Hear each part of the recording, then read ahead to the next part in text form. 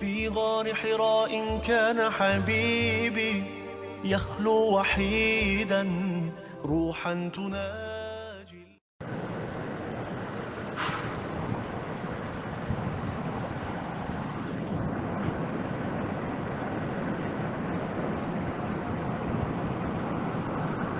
الحمد لله نحمده ونستعينه ونستغفره ونؤمن به ونتوكل عليه ونعوذ بالله من شرور أنفسنا ومن سيئات أعمالنا من يهده الله فلا مضل له ومن يضلله فلا هادي له ونشهد أن لا إله إلا الله وحده لا شريك له ونشهد أن سيدنا ونبينا ومولانا محمدا عبده ورسوله صلى الله تعالى عليه وعلى آله وأصحابه وأزواجه وأتباعه وبارك وسلم تسليما كثيرا. أما بعد فأعوذ بالله من الشيطان الرجيم. بسم الله الرحمن الرحيم. ثم أورثنا الكتاب الذين اصطفينا من عبادنا وقال تعالى الذين ينفقون في السراء والضراء والكاظمين الغيظ والعافين عن الناس والله يحب المحسنين. صدق الله العظيم. وقال النبي صلى الله عليه وسلم اتقوا النار ولو بشق تمرة أو كما قال النبي صلى الله عليه وسلم. صدق رسوله النبي الكريم ونحن على ذلك لمن الشاهدين والشاكرين والحمد لله رب العالمين. بزرگان محترم و برادران عزیز، دعا فرمائے کہ اللہ تبارک و تعالی میرے اور آپ کے کام کی باتیں کہلوا دے اور وہی سنی باتوں پر ہم تمام کو عمل کی توفیق سے نوازے. قرآن کریم کی 2-3 آیتیں اور نبی کریم صلی اللہ تعالی علیہ وسلم کا فرمان گرامی پیش کیا ہے، جس میں میرے اور آپ کے لیے بڑے قیمتی سبق کو بیان فرمایا. اس زمین پر سب سے بابرکت اور عظیم طبقہ قرآن اور حدیث کے دیکھنے کے بعد یہ سمجھ میں آیا کہ وہ علماء امت کا طبقہ، وہ حضرات جن کے پاس قرآن کریم کی دولت ہے، جنہوں نے نبی کریم صلی اللہ تعالی علیہ وسلم کے فرمان کو سنا اور سمجھا. جیسے ابھی میں نے جو آیت پاک پڑھی، ثم اورثنا الکتاب الذین اصطفینا من عبادنا، پھر ہم نے وارث بنایا کتاب کا ہمارے اپنے پسندیدہ بندوں کو، جن سے ہم راضی ہیں ان بندوں کو. بال اتفاق کتاب سے مراد قرآن کریم ہے. وارث بنایا، انداز بیان قرآن کا جو ہوتا ہے نا بڑا نرالا ہوتا ہے. ایک عالم اور حافظ کی بھی لگام کھینچ لی یہاں پر. جیسے ورثے کا مال جو ملتا ہے وہ کمانے نہیں جاتے، بغیر محنت کا ملا ہوا مال ہے. اللہ تعالیٰ نے گویا یہ انعام فرمایا. ایسے علماء کا علم اور الفاظ کی یہ حفظ اور جو بھی ہے علم، یہ گویا اللہ تعالیٰ کہتے ہیں ہم نے بطور انعام کے تم کو عطا فرمایا. تمہارا دماغ خراب نہ ہو جائے کہیں، ہم نے بطور انعام کے دیا ہے. لیکن عوام کو بھی سمجھنا چاہیے کہ انعام اس کو ملتا ہے جو انعام کے لائق کام کرتا ہے. انعام کی صلاحیت ہوتی ہے لینے کی، اس کو انعام دیا جاتا ہے. پوری کلاس میں سے سب سے زیادہ یا اچھا انعام اس کو ملتا ہے جو طالب علم صلاحیت رکھتا ہے، ہر کس و ناقص کو انعام نہیں ملتا۔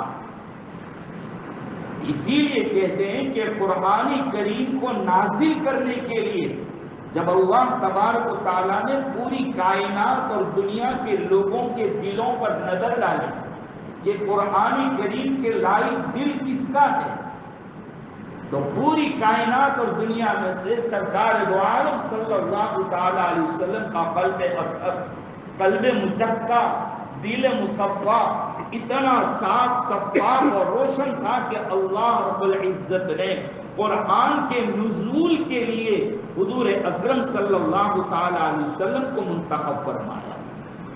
پھر اس قرآن کریم کو باقی رکھنے کے لیے، حفظ کرنے کے لیے قابل مبارکباد ہے وہ سینے جن میں یہ قرآن کریم محفوظ ہے۔ اللہ تعالیٰ نے ان لوگوں کا انتخاب کیا ہے، اللہ نے ان کو پسند کیا ہے، اللہ نے ان کو چنا ہے۔ یہی لفظ کہہ رہا ثم اورثنا الکتاب الذین اصطفینا، ہم نے وارث بنایا اپنی کتاب کا ان کو، گویا ہم نے ان کو اس لائق دیکھا تو پھر ہم نے ان کو حافظ قرآن بنا دیا، ہم نے ان کو عالم دین بنا دیا۔ اللہ تعالیٰ کے نزدیک یہ حفظ قرآن یا قرآن کریم کے علوم کا حاصل کرنا کتنا بڑا انعام اور نعمت ہے، اندازہ اس سے لگائیے کہ الرحمن علم القرآن خلق الانسان، اللہ تعالیٰ انسان کی پیدائش کا ذکر بعد میں کرتے ہیں، لیکن پیدائش سے پہلے جس کا ذکر کیا وہ قرآن کریم کی تعلیم کا ہے۔ یہ اللہ تعالیٰ کے انعاموں میں سے جہاں انسان کی پیدائش ایک بہت بڑا انعام ہے، اس سے بھی بڑا انعام قرآن کی تعلیم۔ اور جب سورہ رحمان بیان فرما رہے الرحمن، اللہ تعالیٰ اپنی صفت رحمت کو بیان کر رہے ہیں۔ رحمان کون ہوتا ہے؟ کفار مکہ اور مشرکین عرب رحمان کے لفظ سے واقف نہیں تھے، وہ پوچھتے تھے رحمان کیا ہوتا ہے، رحمان کا پریچے کیا ہے، تعارف کیا ہے۔ قرآن کریم نے جو جواب دیا وہ سننے کے لائق اور سر دھلنے کے قابل ہے کہ قرآن نے اور اللہ تعالیٰ نے اپنے رحمانیت کا تعارف یہ کہہ کر نہیں کروایا کہ رحمان وہ ہے جو سب کو کھانا کھلاتا ہے، نہیں دیکھتا کہ مسلمان ہے کہ غیر مسلم، یہ بیان نہیں کیا، حالانکہ بہت بڑا انعام ہے۔ یہ تو کپڑے پہناتا ہے ننگوں کو، غریبوں کو، لوگوں کو، انسانوں کو مکان دیتا ہے، اشرف المخلوقات بناتا ہے انسان کو، یہ سب نہیں کہا، بلکہ ایک عجیب بات فرمائی الرحمن، رحمان تو وہ ہے جو قرآن کی تعلیم دیتا ہے۔ ان سب باتوں کو دیکھنے سے پتا چلتا ہے کہ اس زمین کے سب سے منتخب بندے جو ہیں وہ حفاظ کرام ہیں، وہ علماء دین ہیں جنہوں نے قرآن اور سنت کو، قرآن اور حدیث کے علم کو حاصل کیا۔ انہی کی برکتوں سے اللہ تعالیٰ کتنے عذابوں کو روک لیتے ہیں، ان کی وجہ سے کتنی برکتیں اور کتنی رحمتوں کا فیضان ہو رہا ہے، مجھے اور آپ کو معلوم نہیں، یہ تو اکابرین جانتے ہیں۔ مجھے یاد ہے جب حضرت مسیح الامت حضرت مولانا جلال آبادی رحمۃ اللہ علیہ کا وصال ہو گیا تو حضرت مفتی عبدالرحیم صاحب لاجپوری نور اللہ مرقدم نے فرمایا کہ ڈر لگتا ہے کہ کہیں عذاب نہ آئے اللہ کا۔ یہ وہ بندہ تھا کہ جس کے راتوں کے رونے کی وجہ سے اللہ نے کتنے عذابات کو روک دیا۔ اور یہ قرآن کریم کی تعلیم کو حاصل کرنا، حدیث رسول کو حاصل کرنا، کہا نے ایک آدمی ایک آیت اندر دیکھ کر پڑھنا سیکھ لیتا ہے، اس کا اس آدمی سے، وہ آدمی سے بھی افضل ہے یہ آدمی جو 100 رکعت نفل نمازیں پڑھتا ہے۔ 100 رکعت نفل نماز پڑھنے سے بھی افضل اگر کوئی کام ہے تو گویا ایک آیت اندر دیکھ کر سیکھ لینا نا، اتنی بڑی فضیلت ہے حفاظ کی، علماء کی۔ اللہ جس سے چاہتے ہیں، جس سے راضی ہوتے ہیں، جس کو معاف کرنا چاہتے ہیں، اللہ اس کو قرآن کریم کی تعلیم سے نوازتے ہیں، حفظ قرآن سے نوازتے ہیں۔ مجھے اور آپ کو حق نہیں ہے کہ ان کی برائی اور ان کی عیب پر انگلی رکھے یا اچھالے یا واٹس ایپ کے اوپر گھمائے، نہیں، جائز نہیں۔ ذرا ایک مثال سے سمجھیے، آپ کے پاس قرآن کریم ہے، قرآن تو بہت دور کی بات ہے، قارئ کو بھی چھوڑ دیجیے، نورانی قاعدہ ہے، احسن القواعد ہے، الف ب کا قاعدہ ہے آپ کے پاس، ذرا سا بتلائیے اس کے اندر کوئی لفظ جو قرآن میں لکھا اس سے الٹ کر کے لکھا ہے، زبر زیر سے ہٹا کر لکھ دیا ہے، کوئی مس پرنٹنگ ہو گئی ہے، پریس سے برابر چھپا نہیں ہے، بہت غلطی ہے، کیا کرو گے آپ؟ اس کو اٹھا کے پھینکو گے؟ آپ پھینکنے کو تیار ہے؟ ہمارے کتنے مسلمان ہیں جو بیچارے اردو کا بھی کوئی لفظ نیچے نظر آتا ہے تو اٹھا کے چومتے ہیں، نہیں پتا ہے کیا عربی ہے کہ اردو، لیکن اتنا ادب کرتے ہیں، الف با کی تختی بھی نیچے پڑی ہوئی ہوگی، کوئی برداشت کرنے کے لیے تیار نہیں، مسلمان کی جان اور ایمان اس پہ لگا ہوتا ہے، اتنا ادب ہے ایک قرآن کا، ایک تختی کا، ایک قاعدے کا۔ تو آپ کے سامنے جو بیٹھے ہیں وہ علماء ہیں، ان کے سینے میں قرآن کریم پورا کے پورا محفوظ ہے، اللہ کے نزدیک ان کا سینہ کتنا مبارک تھا کہ اللہ نے ان کے سینے کو قبول کیا، ان کی زبان کو قبول کر لیا ہے، جیسے مس پرنٹ غلط چھپے ہوئے الف با کی تختی اور قاعدے کو آپ پھینکنے کو تیار نہیں، اس کی بے ادبی آپ نہیں کر سکتے، تو کیسے آپ ان علماء کی بے ادبی کرو؟ اسی لیے تو نماز میں جب غلطی ہو جائے امام سے، یہ دوسری بات ہے کہ ہمارے یہاں جو رواج چل پڑا ہے وہ اللہ اکبر کا، امام صاحب بھول کر دے تو سب اللہ اکبر بولتے ہیں، حالانکہ مسئلہ یہ ہے کہ سبحان اللہ کہنا ہے، لیکن چل پڑی اللہ اکبر والی، ورنہ اصل طریقہ تو یہ کہ سبحان اللہ یہ کہا جائے۔ کیا مطلب؟ سبحان اللہ، اللہ پاک ہے، اشارہ ہے کہ امام صاحب میں اور آپ غلطی سے پاک نہیں ہیں، آپ غلطی کر رہے ہیں، یہ اشارہ ہے، لیکن اب مشہور ہو گیا کہ اللہ اکبر کہتے ہیں، تو نماز میں غلطی ہو جانے پر میں اور آپ کوئی سخت جملہ کہہ سکتے، کوئی دوسرا لفظ کہہ سکتے؟ کیا بات ہے کہ نماز کے بعد پھر جن کو سبحان اللہ کی تعلیم دیے وہ نماز کے بعد امام صاحب پر برس پڑتے؟ جب نماز کی حالت میں اتنا روکا گیا اور ادب کرنے کو کہا گیا، یہ لفظ کرو، تو بات کے اندر آپ کو کہاں سے چلانے کی اجازت، شور کرنے کی اجازت کہاں سے؟ خلاصہ کلام یہ ہے کہ یہ امت کا بہت قیمتی سرمایہ ہے۔ ہمیں احساس کب ہوا؟ جب ابھی پچھلے دنوں لاک ڈاؤن میں اللہ کے نیک بندے، اچھی اچھی کتابیں پڑھانے والے، اچھے اچھے قرآن پڑھنے والے جب اس زمین سے اٹھتے چلے گئے، تب پتا چلا کتنے بڑے بڑے مدارس کی ذمہ دار، ہم سمجھتے تھے یہ صوفی صاحب ہے، ٹوپی پہنتے بھی نہیں آتی، پیجامہ اونچا نیچا ہے، لیکن پتا چلا کہ ایک مدرسے کا وہ جو نظام چلاتے تھے یہ انہی کی برکت تھی۔ لاک ڈاؤن میں پتا چلا جب ہمیں نمازیں گھروں میں پڑھنے کی نوبت آئی اور تراویح کے اندر تراویح پڑھانے والے کوئی نہیں مل رہے تھے، قرآن کریم پڑھنے والے نہیں مل رہے تھے، فرض نمازیں گھروں میں امامت کرنے والے کوئی نہیں مل رہے تھے۔ یہ وہ حضرات ائمہ کرام اور مدرسہ کے مدرسین، یہ وہ حضرات ہیں کہ جو اگرچہ پورے دن کا ان کا ٹائم ملا اماموں کا تو 1 گھنٹے کی ملازمت ہے، لیکن 1 گھنٹے کے لیے وہ کتنے گھنٹوں کی قربانی دیتے ہیں۔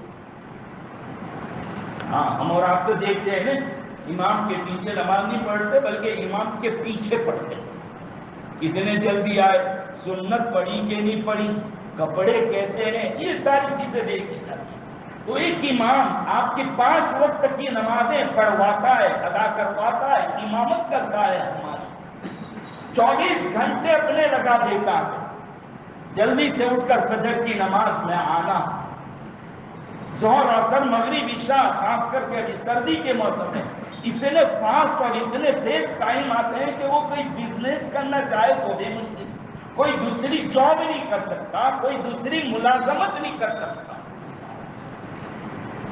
اسی طرح مدرسین، استاد مدرسہ میں 2-3 گھنٹے ہمارے بچوں کو جو قرآن کریم پڑھاتے، کلمے اور دعائیں یاد کراتے، کچھ مسائل بتاتے، بھیجا لگا کر آپ کے بچوں کا حفظ سنتے ہیں۔ اگر آپ اس لائن میں لگو تو پتا چلے گا کہ یہ دماغی تھکن کتنی، کس قدر تھکتے ہیں، کس قدر ہمارے بچوں کو اس قابل بنا دیا کہ وہ مسلوں کے قابل بن گئے۔ لیکن ایمانداری سے ذرا جھانک کر دیکھو، اپنے دل پر نظر ڈال کر دیکھو، اس طبقے کی قیمت ہماری نظروں میں کیا ہے۔ اس طبقے کی قیمت جو اتنے بہترین قسم کے لوگ، جس کو اللہ کے نبی صلی اللہ علیہ وسلم فرمائے علماء امتی کا انبیاء بنی اسرائیل، اور کما قال علیہ السلام، میری امت کے علماء ایسے ہیں جیسے بنی اسرائیل کی قوم کے نبی تھے۔ اس کے علماء نے مطلب یہ بیان کیا کہ جس طریقے سے بنی اسرائیل کے انبیاء میں جو برکتیں رکھی تھی، حضور پاک صلی اللہ علیہ وسلم کی برکت سے اللہ نے اس امت کے علماء میں وہ برکتیں رکھی۔ جب ہم نے ان لوگوں کو اپنے 24 گھنٹے کے لیے گھیر رکھا، ان کو جانا ہے اپنا بدل دینا پڑے گا، ان کو جانا ہے جلدی چھٹی دیں گے نہیں، کب جنازہ آ جائے، کب میت آ جائے، کب نماز پڑھانی پڑے، کب نکاح کا وقت ہو جائے، 24 گھنٹے ان کو جکڑ کر رکھتے ہیں۔ بتلائیے ہم ان کو کتنی تنخواہیں دے رہے ہیں، ہم ان کا حق بدل کس طریقے سے ادا کر رہے ہیں، کیا ہے؟ ہاں، ہونا تو چاہیے تھا ہمارے سماج اور معاشرے میں سب سے زیادہ تنخواہوں کے مالک یہ ہونے چاہیے، حقدار یہ تھے، حقدار تو یہ تھے۔ لیکن ستم بالائے ستم، کتنے لوگوں نے ابھی اس لاک ڈاؤن کے زمانے میں اور اس کے بعد یہ کہہ کر تنخواہیں آدھی کر دی، کئی مسجدوں کے متولیوں نے، کئی ٹرسٹیوں نے آدھی کر دی۔ ہمارے پاس تو آتے ہیں بیچارے ایسے علماء اور حفاظ کہ استاد ایک جگہ پر بیچارے پڑھا رہے تھے، ایک وقت کا مکتب 4,000 تنخواہ دی جا رہی تھی، کہا آدھی 2,000 دیں گے، چلیے 2,000، بیچارہ اس پر بھی راضی ہو گیا۔ لیکن 1.5 مہینے کے بعد کہا کہ مولانا اب یہ 2,000 بھی نہیں دے سکتے۔ وہ کہنے لگے مولانا کرائے کے گھر میں رہتا ہوں، کرایہ کہاں سے لاؤں؟ کیا بھیک مانگنے جاؤں میں؟ یا ہم اپنے امت کے علماء کے پاس بھیک منگوائیں گے؟ یا ان کو جھولی گرائیں گے ان کے لیے؟ یہی ان حفاظوں کی قدر، جنہوں نے آپ کے بچے کو ان کی دنیا بھی سنوار دی، اس نے ان کی قبر بھی سنوار دی، ان کی آخرت بھی سنوار دی، ہم ان کو تنخواہ دینے کے لیے تیار نہیں۔ خرچ کرنے کے فضائل اگر آپ کو سنائے جائیں، بے شمار فضائل ہیں۔ الذین ينفقون فی السراء والضراء والکاظمین الغیظ، متقیوں کی فضیلت بیان کرتا ہے۔ نیک لوگ کون ہیں؟ جو خرچ کرتے ہیں خوشی کی حالت میں بھی اور تنگی کی حالت میں بھی۔ اصل نیک لوگ تو یہ ہے، تنگی کی حالت جب ہم یہ بیان کرتے ہیں، یہ سنے ہوئے لوگ ہیں کہ ہمارے لیے سونا رات میں جائز نہیں ہے، جبکہ میں پیٹ بھر کھاؤں اور میرا پڑوسی بھوکے پیٹ سے۔ مزدور کو پسینہ سوکھنے سے پہلے دے دیا جائے، لیکن آج دکانوں کے اندر نوکروں کو ہم تنخواہ پوری نہیں دے رہے، کام پورا لیا جا رہا۔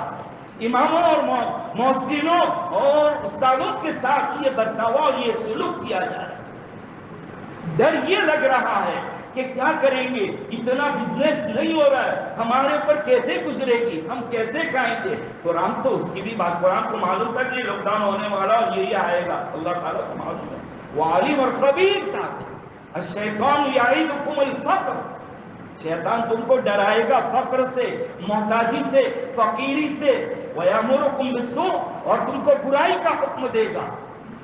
آج شادیاں نکل آئے اور آ رہی ہے اور ہو رہی ہے، کہاں گئے وہ غریبی کا ڈرب، کہاں چلا گیا؟ معاف کیجیے گا مجھے تھوڑی دیر کے لیے، معاف کیجئے کہاں گیا؟ ابھی یہ دیوالی ویکیشن اور یہ جو لاک ڈاؤن ہوا، ذرا سی چھوٹ چھاٹ ملی، فارم ہاؤس سارے آباد تھے، فارم ہاؤس سارے آباد تھے، جب پیسہ نکل آیا ہمارا کہاں گیا؟ آج امت کے علماء اور اماموں کو دینے کے لیے ہمارا یہ حال ہوا، مرنے کا بھی ڈر ہے یا نہیں؟ کیا جواب دو گے کہ قرآن کی خدمت کرنے والے، قرآن کے پڑھانے والے، ان کے ساتھ یہ برتاؤ اور یہ سلوک؟ نوٹ بندی لگ گئی تھی جس وقت، ابھی تک پرانی نوٹیں 1000 اور 500 کی پیپر میں پڑھے لوگوں کے پاس نکل دیں، تو کیا آپ کا یہ کہہ دینے سے آپ بچ جاؤ گے اور چھوٹ جاؤ گے کہ ہمارا بزنس نہیں ہے، مان لیے پیسہ نہیں ہے؟ نہیں، اللہ تعالیٰ نے دیا ہے، ورنہ اللہ کے عذاب کا انتظار کرو، اللہ کے عذاب کا انتظار کیجئے۔ یہ امت کے علماء ہیں، یہ 24 گھنٹے کے لیے سب کو نوکری اور چھٹی تھی، لیکن 4 آدمیوں کو بھی نماز پڑھانے کے لیے ایک مسجد کا امام بیٹھتا، انہوں نے اپنی عزت اور جان کو داؤ پہ لگایا، چھپ چھپا کر کے بھی، چوری چوری بلا کر بھی آپ کے بچوں کا قرآن سنا، آن لائن واٹس ایپ یہ وہ کر کے، نہیں، ہمارے بچے محروم رہنے نہیں چاہیے، قرآن بھول جائیں گے بچے، داؤ پہ اپنے آپ کو داؤ پہ لگاتے ہیں۔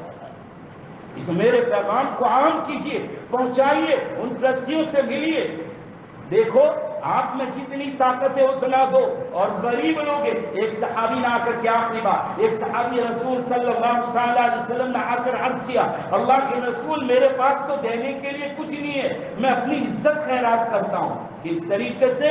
میں تو بہت غریب ہوں، کچھ نہیں ہے، میرے کھانے کے ٹھکانے نہیں ہے، میں جا کر لوگوں کو سمجھاتا ہوں کہ اللہ کے راستے میں خرچ کرو، میری عزت جاتی ہے، لوگ گالیاں دیتے، میں پرواہ نہیں کرتا۔ اللہ کے رسول نے اس کو اس کی تعریف فرمائی، بہت ضروری ہے۔ اور جھنجھوڑو لوگوں کو، کہو کہ کیا بات مولانا ہمارا محلہ قریب ہے، خدا کے بندو کیا 1-2 روپیہ روزانہ سائٹ پہ نہیں کر سکتے؟ 1-2 روپیہ، میں 10 50 60 100 روپے کی نہیں کر رہا ہوں، وہ تو اپنی صلاحیت کے مطابق کرے، غریب سے غریب 1-2 روپیہ کو نکال سکتا، مہینے کے 50-60 روپے ہو جائیں گے کہ نہیں؟ خبر کرو کہاں ہے، کون امام ہے، کون ہے عالم؟ کوئی خودکشی کرنے پر مجبور نہیں ہونا چاہتا، ورنہ پوری امت اس کی ذمہ دار ہوگی۔ اللہ مجھے اور آپ کے ان باتوں پر عمل کی توفیق عطا فرمائے۔ وآخر دعوانا الحمدللہ۔